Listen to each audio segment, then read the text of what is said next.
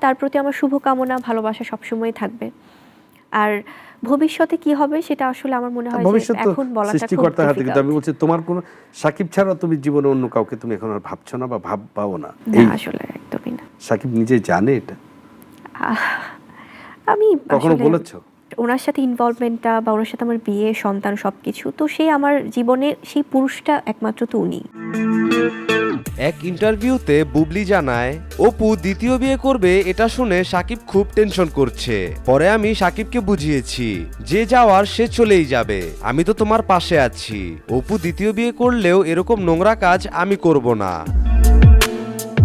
তো সেক্ষেত্রে আমি ভুল বা সঠিক বলার কেউ না, কিন্তু মনে হয় যে আসলে হয়তো সবকিছু বিশ্বাস না করলে জীবনটা আর একটু অন্যরকম হতো। যারা তোমাকে অপছন্দ করে, যারা নানা ধরনের নোংরা কথা বলে, তারা বলার চেষ্টা করছে বীরের বাবা শাকিব খান, তাতে কোনো সমস্যা নেই।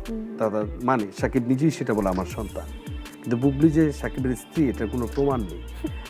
মানে এটা কি এরকম? আমাদের শরীয়ত মোতাবেক আমাদের যে রেজিস্ট্রি বিয়ে হতে হয় না, সেটা হচ্ছে মুন্সি ডেকে কলেমা পড়ে আমরা কবুল বলে বিয়ে হয়। আমাদের ধর্মীয় মোতাবেক এটা জায়েজ, আমরা এইভাবেই দেখেছি আগে। এখন কাজী অফিসে রেজিস্ট্রি করতে হয়। তোমাদের বিয়েটা কি ঢাকায় হয়েছিল না দেশের বাইরে? পুবাইলে হয়েছিল। হ্যাঁ, এটা পুবাইলে শাকিব খানের বাড়িতেই হয়েছিল।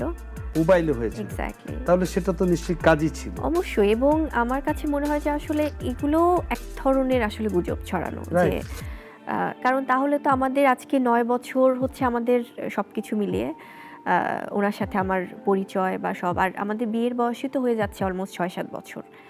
বিয়ের সাক্ষী ছিল তাহলে নিশ্চয়ই। একদমই ছিল, এবং সবচেয়ে বড় জিনিস হচ্ছে যে ওখানটাতে যে আমাদের সংসার ছিল পুবাইলে, সেখানে আমরা যে একসাথে স্টে করতাম, থাকতাম, বাজার হতো জান্নাতে, যেটা জান্নাতে, রাইট। এবং ওখানটাতে ওখানকার সবাই জানে, এবং আমাদের কাছের যারা ডিরেক্টর, প্রডিউসার, তারাও জানে। এখন হয় কি ভাইয়া, এই জিনিসগুলো না খুব মানে ফালতুভাবে মানুষজন নিয়ে আসার চেষ্টা করে। এটা ওই যে ওই গ্রুপগুলোই করে, ঘুরে ফিরে একই এরাই করে। খান সাহেব মস্ত বড় নায়ক, মানে শাকিব খানের কথা বলছি, অনেক ধন্যাঢ্য। হ্যাঁ, তো আমরা যারা তাকে চিনি একভাবে, আমরা অনেক সময় বলি দুষ্টামি করে কৃপনের ইয়ে। তোমাকে বিয়ের দিনে কি উপহার দিয়েছিল সে? সবচেয়ে নিশ্চয়ই তোমাকে খুব একটা চমক দিতে চেয়েছিল। সারপ্রাইজিংলি যেটা ছিল যে আসলে আমাদের প্রথমত আমার প্রচুর যে শপিং করা বা আমার না খুব একটা চাহিদা নেই বাবু ভাই, আমার যে আমাকে এটা কিনে দিতে হবে, ওটা কিনে দিতে হবে। তো প্রতিনিয়ত সে বিয়ের সময় যেটা হয়েছে যে আসলে যেটা অর্নামেন্টের ব্যাপারগুলো বা যেটা যাই থাকুক, আসলে ওগুলো একদম ব্যক্তি বিষয়ের মধ্যেই রাখি। কি কি গিফট ছিল বা কারা কি, তখন উনি কি দিয়েছে, কারণ এটা বলে শেষ করা যাবে না, বিকজ প্রত্যেকটা সময় ওনার অনেক স্পেশাল গিফট থাকে। মহারণার টাকা কি ওই দিনই পরিশোধ করেছিল এরকম কিছু? না, ওদিন করেনি, বলেছে করবে এবং করেওছে, তার কিছুদিন পরেই করে দিয়েছে। করে দিয়েছে? হ্যাঁ। কেমন ছিল? 1 কোটি? না, এত বেশি ছিল না, কারণ আমাকে সে যখন জিজ্ঞেস করেছে তো তখন আমি মানে বলেছি যে আসলে যেটা আমাদের ইসলামিক শরীয়ত মোতাবেক যেটা হয়, যে যেটা না হলেই না সেটা, কারণ 7 ডিজিটের ছিল না, 7 ডিজিটের নিচে এরকম কাছাকাছি ছিল, কিন্তু টাকার অঙ্ক দিয়ে তো আসলে আমার মনে হয় এটা এক ধরনের এটা একটা ভালোবাসার আসলে বহিঃপ্রকাশ, রাইট। তোমার সাথে যেই মোমেন্টটা, যেই সুন্দর মুহূর্তগুলো তোমরা কাটালে, কত বছর তখন সেখানে তোমাদের একটা ইয়ে ছিল? আমাদের হয় কি ভাই, মানে সুন্দর মোমেন্টসগুলো মানে এমন না যে খুব পরিকল্পনা করেছিল। মানে ওই সময়টা, বিয়ের পরের সময়টা, ওইটা অনেক দিন ছিল, খুব ভালোভাবেই ছিল। তাজমহলে গেলে কি এর পরেই? হ্যাঁ, তাজমহলের ব্যাপারটা তো তার পরেই ছিল, এবং আমরা আজমির শরীফেও গিয়েছি। এবং যেটা হয়েছে যে খুব সুন্দর আসলে হয় কি, যখন আমাদের প্ল্যান করে হানিমুনে তো যাওয়া হয়নি ওভাবে, বা ঘুরতে যাওয়াটা হয়নি, যেহেতু উনিও কাজ করেন, ওনার জায়গাটা থেকে উনিও ব্যস্ত থাকেন, এবং আমিও ফিল্মে কাজ করছি। তো সেখান থেকে হয় যে আমরা যখন একসাথে বসে খাবার খেতাম, সেই সময়টা আমাদের জন্য অনেক সুন্দর হয়ে যেত।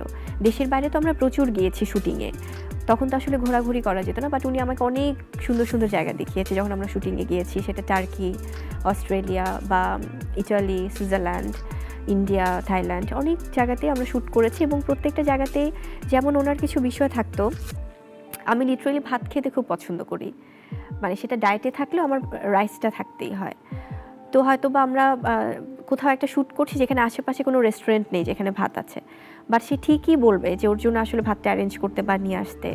এবং আমার জন্য তখন আমি যখন বলতাম যে আমি তো একা খাবো না, তো তখন উনি বলতো যে আচ্ছা আমি তো ডায়েটে আছি, আমি তো খাবো না।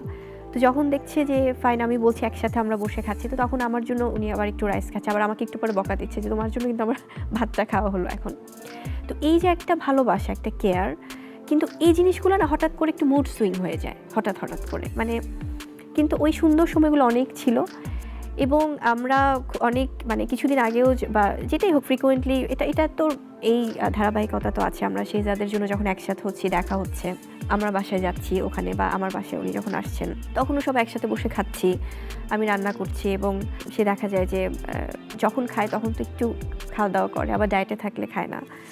তো খেতে সে ভীষণ পছন্দ করে। আমার হয়তো হাঁসের মাংস রান্না করছি বা গরুর মাংস আলু দিয়ে গরুর মাংস আর খাসির মাংস তো সাকিবের খুবই পছন্দ। হ্যাঁ, বাট আমার হাতে হাঁসের মাংসটা সে খুব পছন্দ করে এবং গরুর মাংস আলু দিয়ে একটু পাতলা ঝোল করে সে খায়, আবার ফিশটাও খুব পছন্দ করে। সো হয় কি সুন্দর মোমেন্টটাই মনে রাখতে চাই ভাইয়া সবসময়। কখনো বলো না যে আমরা সব ভুলে গিয়ে চলো আবার একসাথে জীবনটা শুরু করি? কখনো কি বলার চেষ্টা করেছো নাকি বলতে চাওনি কোনো একটা অভিমান? বলতে চাই না, আমি বলতে চাই না, কারণ আমি কিন্তু তাকে উপলব্ধি করাতে চাও? না, আমি কিছুই চাই না আসলে ভাই। আমি চাই ব্যক্তি মানুষ হিসেবে উনি যে সিদ্ধান্ত নেবে সেটা নট অনলি একজন সুপারস্টার, একজন বড় নায়ক হিসেবে তা না, ব্যক্তি শাকিব খানটা তো দিন শেষে আসলে বাসায় ফেরে। উনি তো বাসাতে ওনার জায়গাটা বা ওনার নিজের সাথেও তো নিজের একটা কথোপকথন আছে, একটা জিজ্ঞাসা আছে, তার যেটা ভালো মনে হয়। কারণ আজ পর্যন্ত আমি কোনো ডিসিশনে আমি তাকে কখনো আমি বলিনি যে এটা তোমাকে করতে হবে বা এটা বলো বা এটা ইয়ে করো, আমি কখনো কোনো কিছু তাকে চাপিয়ে দিই না। নিকেতনে বাড়িটা করার সময় তুমি অনেকটা সময় তার সাথে ছিলে, বাড়ি রাতের বেলা দেখাতো, নিয়ে যেত তোমাকে, তো সেগুলো নিয়ে এখন কথা বলে না? না, এবং সে তার বাসার কাজ হচ্ছে এবং সেটা ডিজাইন কেমন হবে সেটা সে সব কিছুই আমার সাথে শেয়ার করেছে, শেয়ার করে বলে। বা ওটার কনস্ট্রাকশন যখন ওটা আন্ডার কনস্ট্রাকশন ছিল তখনও তো আমরা জানি। ইনফ্যাক্ট সব কিছু নিয়ে অফিসিয়ালি যখন তার বিজনেস, এবং সে যে এখন বিজনেস স্টার্ট করেছে, এটা তো সে তো বিজনেস অনেক আগে থেকেই নানান ধরনের বিজনেসের সাথে ইনভলভ, এবং তার কর্পোরেট কোনো কিছুতে ইনভলভ হওয়া বা এই ধরনের অনেক কিছু না শেয়ার করে। সে খুব বলে, সে খুব মানে ডিসিশন মেকিংয়ের ক্ষেত্রে খুব শেয়ার করে বা জানতে চায় যে আমার মতামতটা কী বা আমি কীভাবে ভাবছি। তো এই বিষয়গুলো তোমার কাজ দিয়ে কি বলে? তোমাকে কাজ করতে উৎসাহিত করে নাকি বলে কাজ করার দরকার নেই, কোনটা? না, যেহেতু সে ফিল্মেরই মানুষ, আমাদের চলচ্চিত্রেরই মানুষ, তখন সে ভালো কাজ বা এই ধরনের ফিল্ম রিলেটেড কাজে সে বরাবরের মতোই তার শুভকামনা থাকে, সে ভালো বলে বা আছে না যে খুব বেশি ইনভলভ হয়ে যাওয়া, সেই ইনভলভটা হয়তো সে হয় না।